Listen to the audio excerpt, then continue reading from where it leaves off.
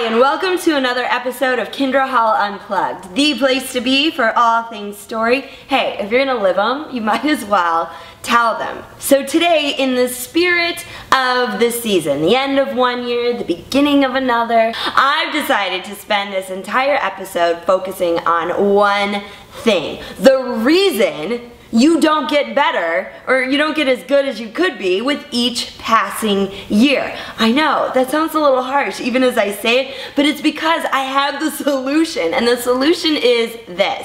You may not know it, but your problem is that you are an excellent storyteller. Yeah, I said it. You weave compelling, intricate, persuasive stories that you tell yourself. And more often than not, these stories are the only thing that are holding you back. They're the only thing that are standing between you and whatever it is that you want for yourself for the new year. I've had enough of it. I've had to learn this lesson the hard way for myself, so we're gonna tackle it today in two simple steps.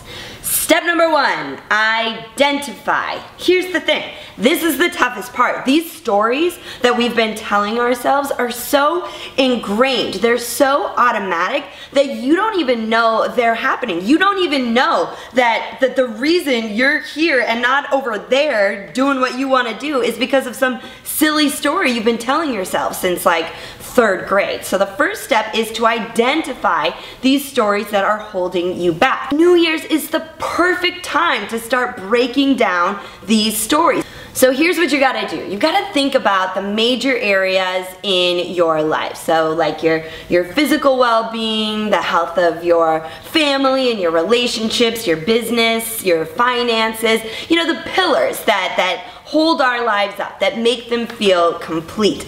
Then ask yourself in each one of those categories, like, what's holding you back? What's keeping you from being where you want to be? So I want to tell you about last New Year's Eve. Michael and I were sitting down. Okay, so this is gonna sound really dorky to you, but this is what we do on New Year's Eve. We make ourselves a nice dinner, we drink a really nice bottle of wine, and we tear apart the year before and reassemble it for the year to come so that it's super awesome. And every year we've had this thorn in our side, a very large thorn, and we call it the condo. It's not a four-letter word, but in our family it is. The short of it is, Michael bought this awesome condo, the market crashed, and at one point he had seen another unit that was exactly the same size as ours sell for $250,000 less than what we owed on our unit. Sure, it was rented out, but we were hemorrhaging, bleeding money every month because of this condo. But $250,000, that's a gap we just couldn't close. Or was it? Last New Year's Eve, after years of having this problem, we asked ourselves, is this just a story? Is this just a story that we're telling ourselves that there's nothing we can do? Or is there actually a solution? Because we challenged, because we identified and then challenged that story, 8 months later, we were break even. A burden, a weight that had been holding us back for the entirety of our relationship and would have for years and years to come have been lifted, was gone. We are break even. And it's all because we realized that oh well, I guess that's just how it is. There's no way we'll ever recover from the condo, was just a story we've been telling ourselves. As you sit down this New Year's and start making your resolutions, take a look at the major areas in your life and ask yourself if the thing that's been holding you back is just a story that you're telling yourself. So identify the stories first. Step number 2 is to rewrite the story. Once you've identified it, it is time to rewrite it. Now, there are a couple different ways of doing that. And the first one is to seek out a story that serves you. And here's what I mean by that. If you realize, if you identify that you have adopted a story that you're telling yourself that is doing you absolutely no good, you need to go out and find a version of the story that is a version that you like. Here's an example of that. When I was early in my first pregnancy, I had a knack for putting on weight. I mean, I put on pregnancy weight like a champion, and I started to get a little bit nervous about it. Like 4 or 5 months in, I'm thinking, geez, what's gonna go on? So I called one of my girlfriends who had I think at that point she had one baby, was pregnant with another, and I said, hey, what happens with this baby weight? And my girlfriend said, you know, I had a friend who told me that you just gain and keep 10 pounds per kid. I thought, that sucks. I did not want to adopt that story for myself. And so what I did is I went in search of stories that I did like. I went to all of my friends at the spin studio where I work out, and they're women who have 2, 3, 4 kids, and they look amazing. And so I started asking them their baby weight stories, and they were saying, yeah, you know, it took a little bit of time to get back into shape, but it all came back. I feel stronger than ever. And I thought, ha, that is the story I want for me. So when it comes to rewriting your story, after you've identified a story that isn't serving you, seek out stories that are the version that you want for yourself. And the other option for rewriting it is to just go for it.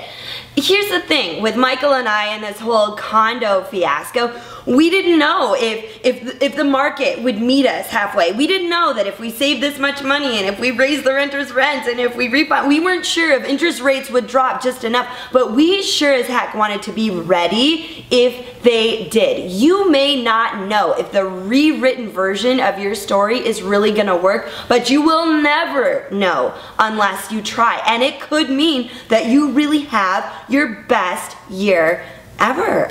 Wow, I'm getting really excited about this. I'm sweating a little bit. What's important for you to know is this: stories are extremely persuasive. This is why I have a job. Businesses, nonprofit organizations, entrepreneurs, motivational speakers, they hire me because they want to persuade their audiences with their messages, and they know that personal stories is the way to do it. The catch, or not even the catch, but the other side of the coin is that when you are telling yourself an extremely persuasive story that is holding you back, you may never get ahead. So please follow the steps that I outlined in this video. Work to identify those stories that are holding you back, and then get to work rewriting them, whether you're seeking out stories that serve you or just go for it. Just get out your eraser, erase the old one, and start writing the new one. Whatever you do for New Year's Eve, if it means that you're getting dressed up in your little black dress, or you're putting on your PJs and enjoying an excellent bottle of wine, I sure hope that the beginning of 2014 is filled with beautiful stories that ensure that you have the best year ever. It was really great putting this message together for you, and I really hope it helps. I really hope that this information helps you have the best year that you've ever had. And of course, if you've found the information in this video valuable, by all means, pass it around. Share it with your friends, Facebook, Twitter, email, whatever. There's no reason we can't all have an awesome 2014. And of course, if you haven't already, go back to kindrahall.com, click the subscribe here button so you are sure to get be the first to get all of the great information that's coming out from kindrahall.com. Until next time, never forget, you are just one story from greatness. Thanks guys, Happy New Year. And in the spirit of the, what the hell is going on with these flies? There's one.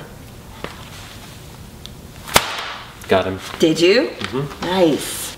Hi. Oh, there's another fly. There's another one.